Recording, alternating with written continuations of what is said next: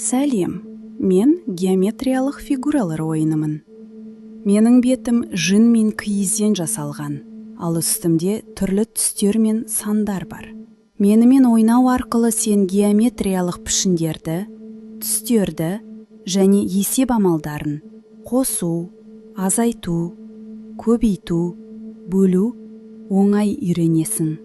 Әр пішіннің өз түсі мен мағынасы бар. Шеңбер бірлікті білдіреді. Үшбұрыш тұрақтылық пен күшті. Төртбұрыш тепе-теңдікті бейнелейді. Сен менің бөліктерімді түстері мен пішіндері бойынша сәйкестендіріп, сандарды қосып, алып, ойша есеп шығара аласың. Осылайша сен ойнап жүріп ойлауды, есте сақтауды және математикалық амалдарды меңгересің. Мен геометриялық фигуралар ойынымын. Ұлттық киіз өнері мен ақыл ойдың достығымын.